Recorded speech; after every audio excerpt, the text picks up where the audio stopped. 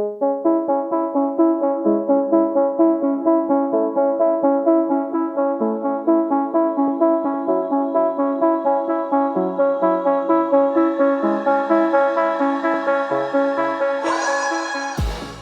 and welcome to the Blackout podcast where I get to talk to amazing people who do amazing things. This episode is brought to you by our friends Dragon Energy, Canada's newest energy drink. You can check them out on Instagram at Dragon Energy Canada and on Facebook. The power is yours. Hi Alexa, how are you doing today? I'm good. How are you, Israel? I'm great. I've been trying to make this happen for 2 years now. It's true. But you know, a lot of things happened in the past 2 years. Let's start with why do you take your car and go to the friggin' wilderness to shoot photos? Why do you do that? Why not? But more than that, it's relaxing for me. It's like therapy. I love going outside. I love being outdoors. I only got my license to drive 3 years ago. Wait. Driver's license? Yeah, you're like, no, I don't even know how to think you say get it it. at 16 or is it 17, something like that? 16, you're allowed to get it. So I got it when I was 27. And then you're like, no, I'm not. What happened? Why so late? I grew up in Halifax. It takes 10 minutes to walk anywhere here. Why did I need my license? And also because there are so many things outside of the city.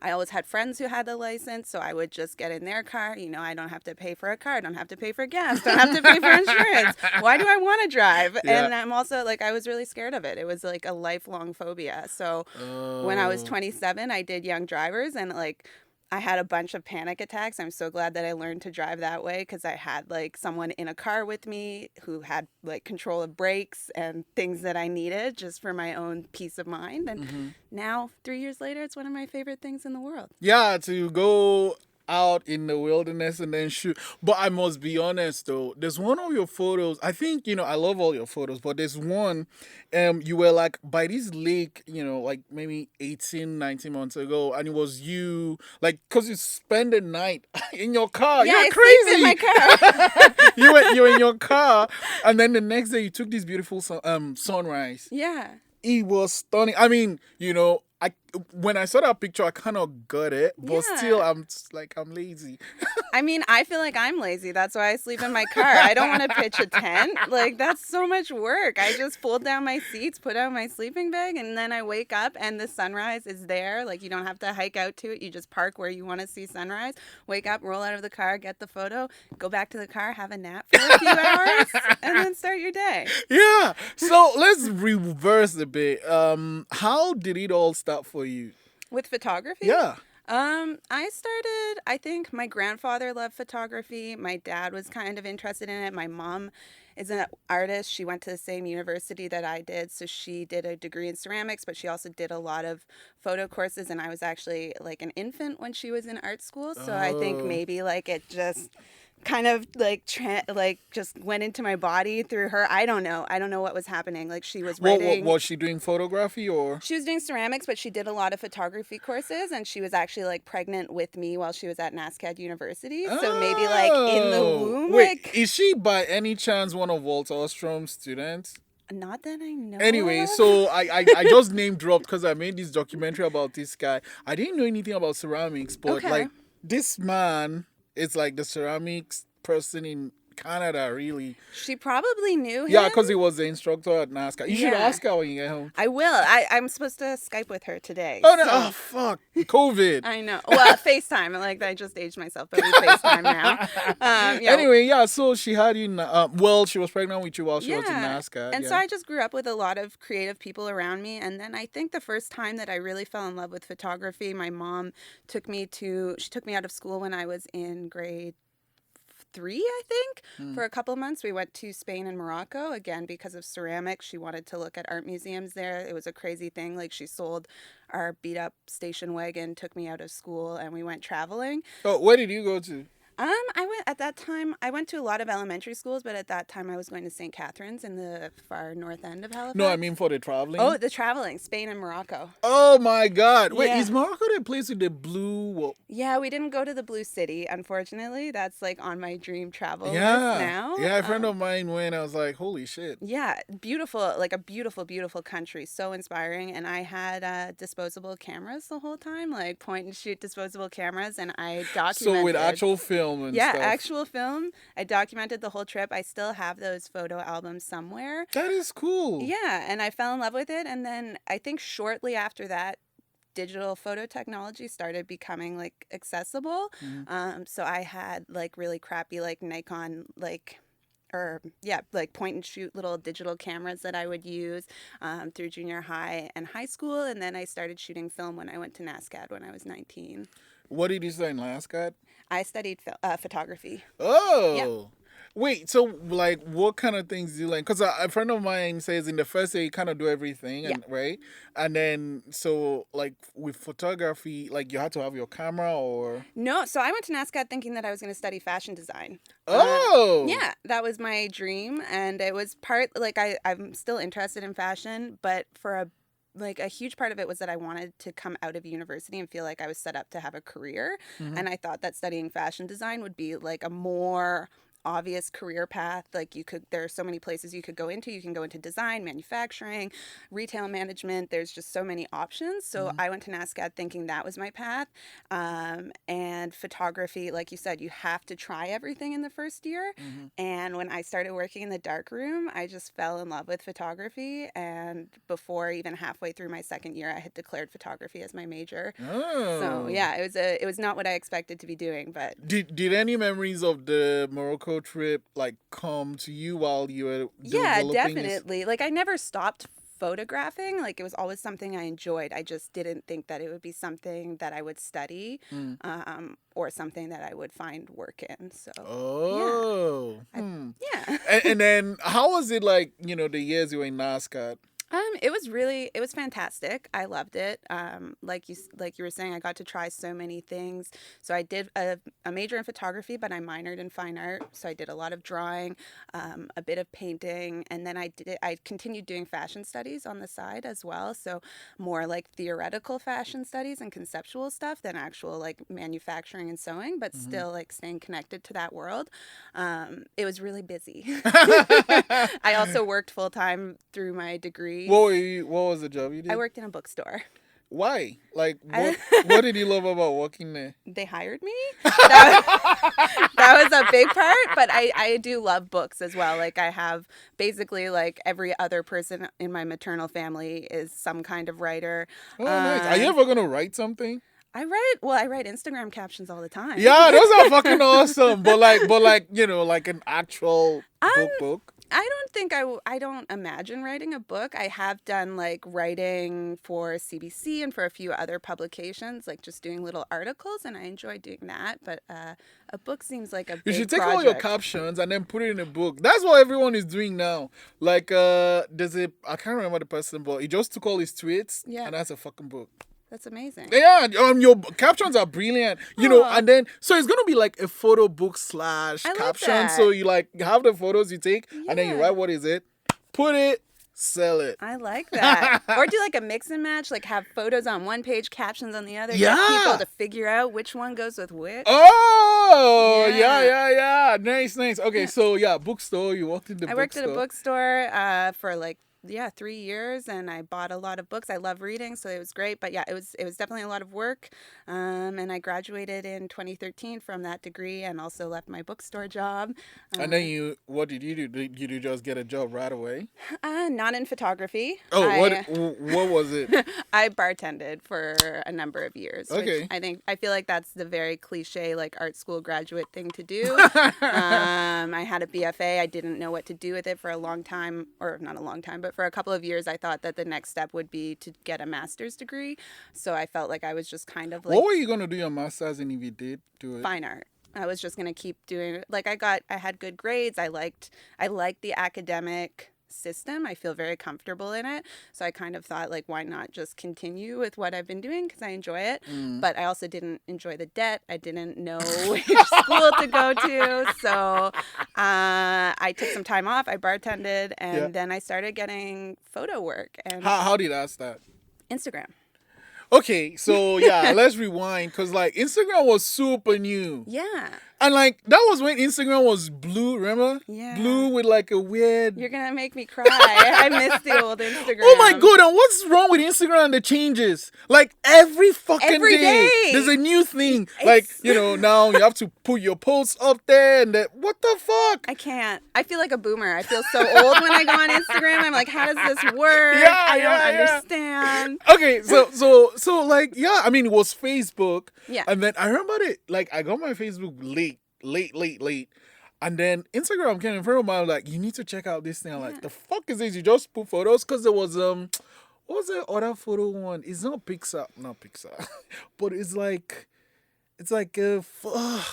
I'm really bad at I'm so bad at tech, and I'm always like I was behind too. I joined Instagram in 2013. It had already been around for like quite a while, and I held out, so I don't even know what else existed. Yeah, anyway, at the so time. you got on Instagram, why? Well, after my degree, I was like pretty burnt out, but I still wanted to make images because it was something I had been doing my whole life. So I decided that maybe going on Instagram at that time using only my iPhone. I think I had like an iPhone like 4 or 5, I don't know, something old.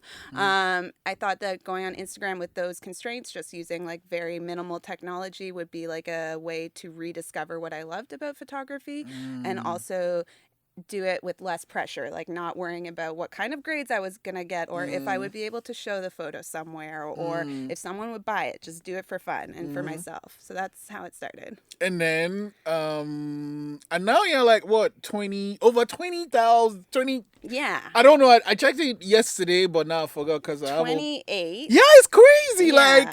So when did that number go from something manageable to, okay, what is going on? So it happened for me overnight, pretty much. So I think like I had been Instagramming for about a year. Like I said, it's okay. So I had been Instagramming for about a year. And like I said, it was mostly point and shoot, iPhone stuff. And I had about maybe 2,000 followers at that time built up and like all local Halifax people. And I was getting odd photo jobs here and there as well, which was really great. Was it like weddings or? No, nothing like weddings. Just like, going to like a new store would open and like they would want photos and I would go shoot that for an hour, that kind of thing. So really little jobs. I was still bartending. And then I got a 9-to-5 as well. Doing what? Managing retail. Oh, okay. Yeah. So I was doing that and then... Was it fashion, the retail? Yeah. Yeah, so you use that too. Yeah, exactly. A jack of many trades. Yeah. So yeah, things were happening organically, but very slowly. And then Urban Outfitters moved to Halifax and they asked me to publish a city guide for them of like just little hot spots around Halifax, things to do outdoors, cafes, restaurants to visit, that kind of thing. I think a journalism student wrote the feature and I took the photos for it. So that happened and CBC wrote a story about me that was not very favorable. Wait, what? Because I had done the guide for Urban Outfitters unpaid. So CBC wrote an article about how I was taking work away from paid artists. I don't understand. They were saying that because I accepted a free opportunity and I should have said no. Yeah, but like I still I'm sorry, I don't understand. Like yeah. I don't It didn't feel like news to me either. I don't get it. Yeah. I don't get it. I'm sorry, I don't get it. So wait, let me try and figure out how this happened. So they're like, this company came and then they're like maybe 4 big photographers in the city. Yeah. Maybe. And then Urban Outfitters said, oh man, this person is hot, young chick, it fits their brand, and like, oh, I want to work with this person, and they're like, would you like this opportunity? And I'm like, sure, I'll do it. And then you shot the photos, and they're like, oh wait, you took the money from these 4 people that shoot all the photos all the fucking time. Yeah. Holy shit. Yeah, well, and also the article made me out to be uneducated and uninformed. They said that like I had been taken advantage But you of. went to oh my god! I wish I what? Yeah, so it was pretty wild for me. It was pretty uncomfortable, and it was really uncomfortable because this was for me. How long ago? This was 2014, Ah. 2015, quite a while ago. But for me, it was like I had just graduated from Wait, university. pause. Yeah. Rewind. Because, like, you said something like, I've written some articles for CBC. So, did you guys, like, make up or what? So this was one person. This story was written by one person. I love CBC. I grew up listening to CBC radio. It's been part of my life. And since then, CBC has asked me to work with them and paid me to work with them. And those have been great opportunities for me. So just like with Urban Outfitters, I made a decision. Oh my God, you're talking as if you have a PR person. Well, part of my job is PR now, I Oh guess. my God, that was so good. That was so good. Okay, I'm gonna learn that. Yeah, we're okay. So this person wrote this article. Yes, they wrote the article, and it went viral nationally for some reason. I think because I don't know. I don't know why. It went viral nationally, and also my photos for Urban Outfitters started going viral on Instagram. So I think at that time, Urban Outfitters was one of the biggest accounts on Instagram. One of my photos for them of Peggy's Cove, which like you can never go wrong with Peggy's Cove. That photo became one of their most liked photos of all time. So these things were happening at the same time, and then that week I got a notification on Instagram while I was bartending. It was a Friday night shift, I think, and I got a notification saying that I had become a suggested user and to expect a lot of traffic in the coming weeks and a lot of growth. And I I was literally just starting my shift and I saw this notification, freaked out, had to put my phone away. And then when I finished my shift at the end of the night, I sat down at the bar to have a drink and looked at my phone, and it actually crashed after a few minutes because I was getting so many notifications. Yeah. And by the end of that like couple of weeks stretch, I had gone from like 2,000 followers to over 30,000 followers. That is insane. Yeah, really crazy. Thank you, CBC. Yeah, exactly. No such thing as bad press. Right. Yeah. So what then how did you this happened, and what did you decide to do with it? So I had already, like I had mentioned, I had started freelancing already, accepting small jobs, and I started getting more local opportunities. I was accepting those, and also I was getting more opportunities to work with national and international brands. So like the same week that I became a suggested user on Instagram, Aritzia hired me to photograph their Halifax opening and photograph some local influencers like Kayla Short and Mo, who I know was talking to you recently. Mo is awesome. Mo is amazing. I love her. She's so inspiring. Her work is so beautiful. So I got to have some opportunities like those, working with more major clients and working with people within our local community, and things just started kind of snowballing from there. So this is one thing though. Like, how do you decide costing photos? It's hard. It's really hard. So I have an hourly rate, and that's just an hourly rate that I charge. So if I'm taking photos for an hour, this is my rate, and that includes the time I'm setting up, everything. And then depending who the photos are for, I might have to also charge licensing fees. Yeah. So if you're shooting for, like, I don't know, Mercedes, that's something, versus shooting for like a store right around the corner. Yeah, for sure. And also like how people plan to use the images, I charge based on that. So if people are only using them online, I just charge them my hourly rate. But if people want to license the images to print, or like if they want to make a billboard or make products or something like that, they have to pay a licensing fee. So, and this happens, like, I'm like, oh, I want you to do a photo shoot of the podcast. Yeah. Like, you have this discussion about, like, where's it going to go? Yeah. But what if, like, when we had this discussion, I wasn't sure I was going to do a billboard. 6, months, 2 years, whatever down the road, someone's like, oh, here's a bunch of money, go put this thing on the billboard. Do I reach out to you? Yeah. Or Yeah, you do. Please.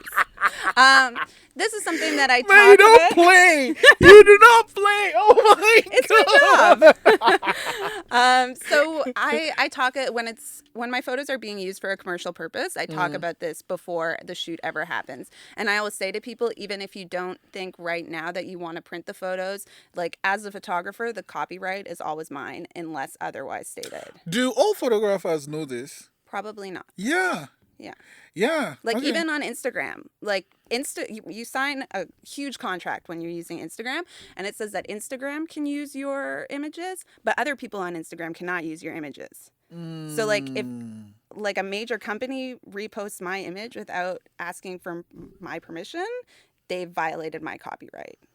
So you can be like, give me the moolah, baby. I've never done that, but I do know photographers who have asked for payment retroactively after someone has posted their image without permission and who have succeeded in those requests because really major companies should know how creative So copyright is works. this something like you learn in school or you had to learn yourself? No, I didn't do. I really regret not taking business courses when I was in university. It was an option at NSCAD, and I didn't do it because I was really young. It wasn't mandatory, and I thought that the more studio courses I did, the better. Like that, the most important thing would be to come out of school with like a portfolio that would have me ready to work. And I didn't take into account that I would need to know basic accounting and copyright information and information on how to charge for my photos and licensing. So I've learned all of that on the fly, basically. A lot of time on the internet, a lot of research, a lot of trial and error, making a lot of mistakes. Is this why you do all these stories? Because I like your stories because, you have your fucking cute dog. Kingsley. But also because part of your stories is like you do this series that is like fucking educational. A couple of days ago, you were talking about like you're teaching people stuff. Is that what you kind of feel like? Oh shit! I wish there was someone like me. Then Yeah, definitely. And I like other podcasts that I've spoken on. I've really encouraged people to educate themselves as much as possible in business because I think more and more people are having to work in contract jobs or freelance positions, and our public school education system hasn't caught up to that yet. So we don't learn about filing taxes in high school. We don't learn about business management. And I think that so many people need those skills now. So I just want to share things that I've learned by making mistakes so that other people don't have to make the same mistakes I've made. Yeah. okay, so you blew up, started getting all these nice jobs, and how do you decide what job to take? So I have different kind of checklists for photo work. I'll do pretty much anything because I'm taking the images and then handing them off. So they're not being shared by me. They're not really connected to me unless there's like a disclaimer that says this photo was taken by Alexa Cude. No one knows. Well, they might know because I have a distinct editing style, but it's not written there for everyone to see. For social media contracts, for sponsored content, I have a little checklist that I go through. So for me, the first question I ask is this a product that I would, or service that I would really use? Like in my day-to-day life, does this fit in for me? And then if I say yes, I think, okay, will my audience also like find this of service? My audience is mainly women, like late 20s, mid 30s. And then if I say yes, I have to look into the brand a little bit more and see if I'm comfortable with their ethics, I guess, as like a broad umbrella term. Okay, so I'll go to the sponsor post, but before that, you mentioned the editing thing, and that was the educational piece you did Yeah. on your story. Why did you feel the need to share that? Well, that one was about retouching. I think that's the one that you're Yep. talking about. So for me, I think we all are surrounded by so much media, and growing up, like I've mentioned to you before when we were talking, I have social anxiety. I also had body dysmorphia growing up, and I struggled with a lot of things like that. And I think, especially for women, it's really important to know what you're looking at, and to know that you're often not seeing reality. And also for photographers to think, and people on social media to think about the responsibility that they have when other young people are looking at their images, and that you're really, because so much of our life is online now, you're shaping people's expectations of the world and themselves. So yeah.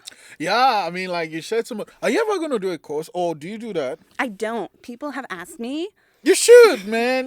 I'll gladly shoot it. Yeah? Yeah, serious. I'll, gladly. Because, like, I know you're putting your stories and you can do that any day and time, but I think, putting all these things in one place, and, like, it doesn't have to cost a fortune, Yeah. right? But, like, and just the experience you have with just shooting photos, social media, just life in general, you could just Yeah. condense it into this, I don't know, course, and just, cause like I'm like, oh man, where do you learn all this shit? I'm like, is there somewhere?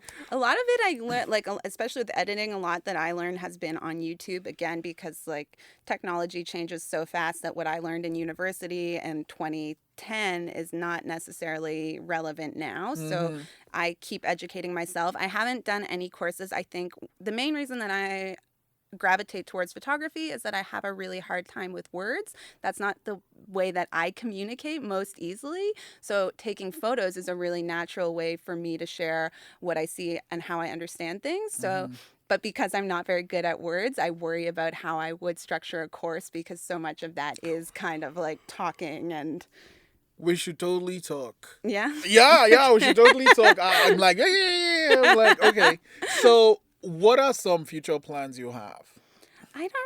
I don't have it. That's so bad. I'm not a very organized person. That's a big flaw of mine. I'm very unorganized. And I've never really planned anything. Like you're hearing, like I didn't plan what degree I was going to do. I thought I was going to do something totally different. I didn't plan to be a commercial photographer, and here I am, and that's how I make a living. So things have generally unrolled pretty well for me, just however they're happening. So I'm kind of waiting to see what happens next. I do sometimes like set goals for myself, things that I want to achieve within the space that I'm at in the moment. But yeah, no, I don't know what is next exactly. And it's especially hard to say right now. The whole pandemic situation, I think everyone feels a little bit unseated and a little bit unsure of what will happen next. It's hard to plan the future in like an unknown world. Fair enough. Yeah. You mentioned COVID. Did you have plans just before March? What were some of these plans? I can't even remember, but I do remember that overnight I lost all my work. Yeah. So those were my plans. And I'm a very work oriented person. I've structured my life around work for the last 5 years. And I remember watching the news, seeing COVID spread through Europe and like being really anxious. And then the week that things started shutting down in Canada, basically like I had a few sponsored contracts on Instagram. Those were postponed or canceled. And then I had a marketing contract that I was living in Toronto at the time with a business there.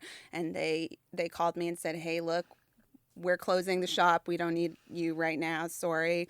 And then I think I had 8 weddings booked for the summer. And they all emailed me and said, we're postponing some of them to 2021, some of them to 2022. I ended up shooting 1 wedding this summer of the 8 that I was supposed to.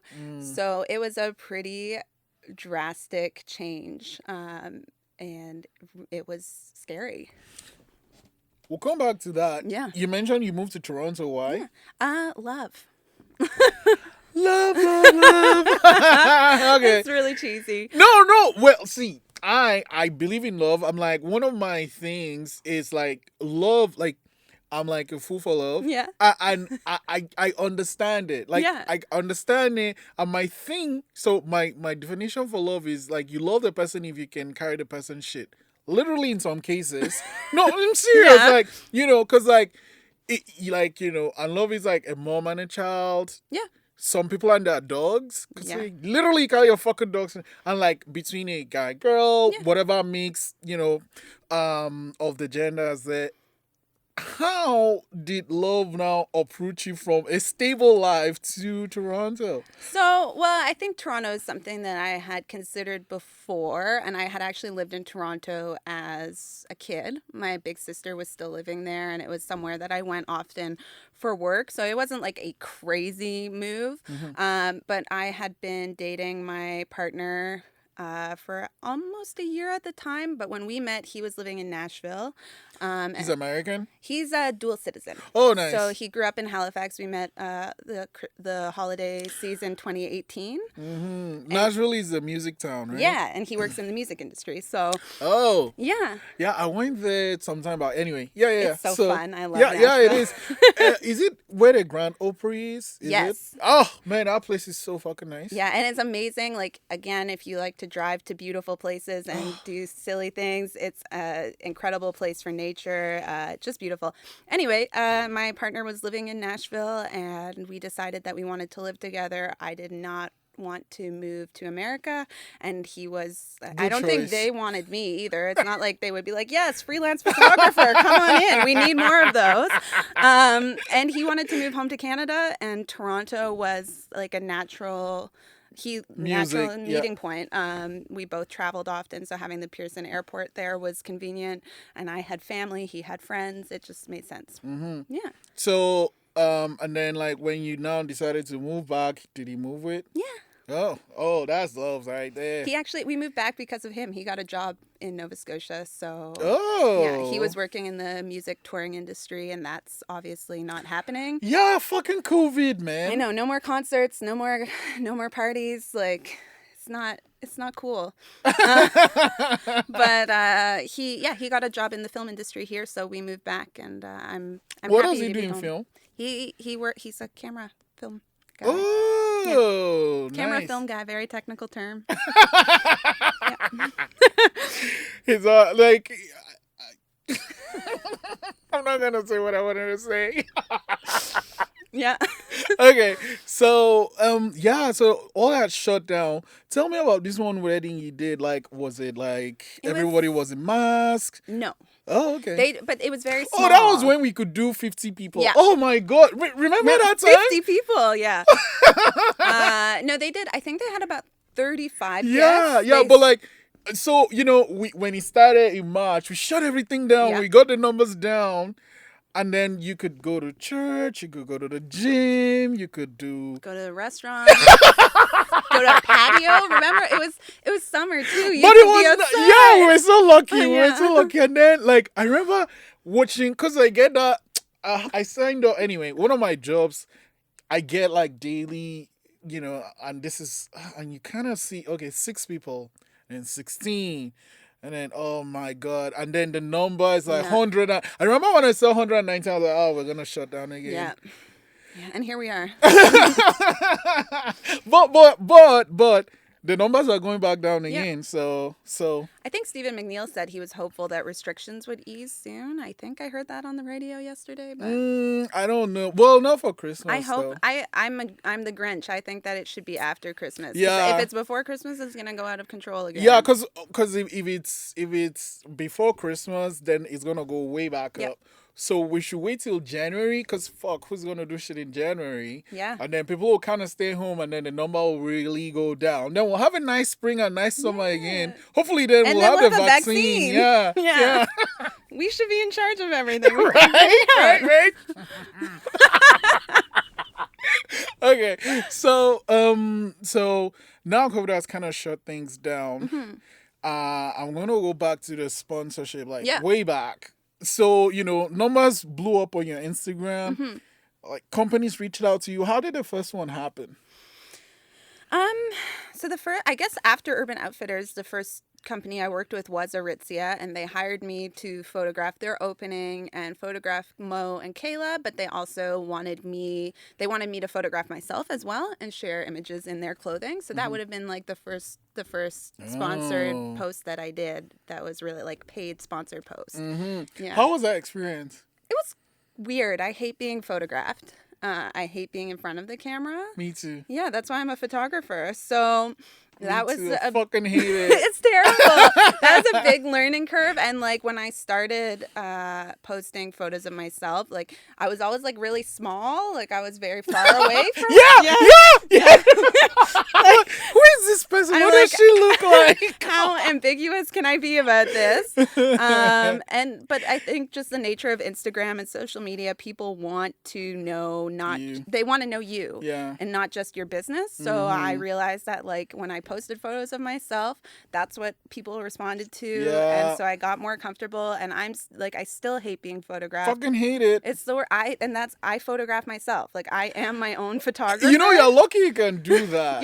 So like, do you like, what's your process when you want to shoot yourself? I have a tripod, a really like heavy duty tripod, and I shoot with Nikon D750.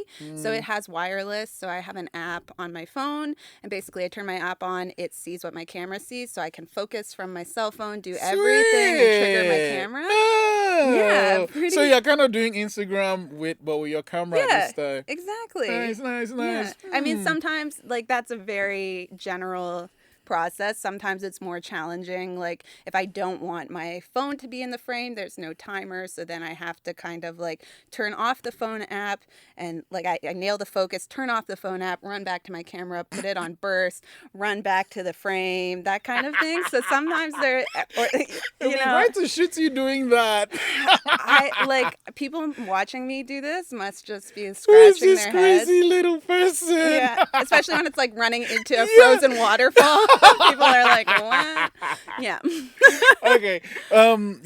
So the latest one is with Michelin. Yeah. What would you say is the biggest one? And how would you call, like, what makes it the biggest one? I was a brand ambassador for LG Electronics for okay, well that's fucking huge. Yeah, for I think 2.5 years. So that was really exciting. Yeah, we'll come back to the LG one, but on your Instagram, like, there's a company that kind of handles all these things for you, right? Yeah, my management agency, Counterculture. How do you man? Yeah, like I'm talking to a real celebrity. No. So how did the management thing happen? It actually was through LG as well. One of the like people in the marketing department with LG, he and his wife have started their management agency. He's no longer with LG, but we met through LG, and then they started this agency maybe like I feel like 6 months later or so. Yeah, in Toronto? Yeah, they're based in Toronto, and we had already met, so they asked me if I would be interested. They were looking. They basically want to have representation across Canada. Makes sense. So they wanted someone on the East Coast, and we already had a relationship. And I think we started working together in 2018, so it's been like a while now, and it's going pretty well. I love it. Yeah, and so like even like the Michelin thing filters through them, and yeah, they actually found that for me. So they're working with Michelin, and then they know that I spend all my time outside. Fucking driving, yeah. You're like in the weirdest places, man. Like I'm sure if I'm like, oh man, I want to make this film, and it's kind of like sci-fi, but like there's like a waterfall here and like trees. I'm like, oh, I know this place. Go here. Do you like have pins? Yeah.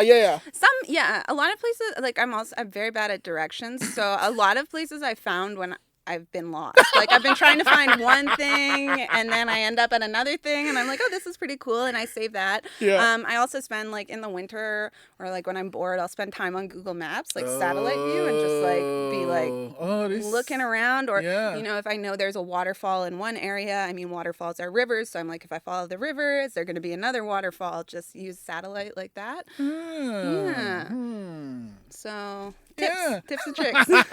Okay. One thing that kind of has been a theme that I've just listened in your life is like your life is just full of happy accidents. Yeah, I mean, there's been that's the part of my life that I share. There's been lots of challenges as well, but definitely, I think I'm pretty adaptable.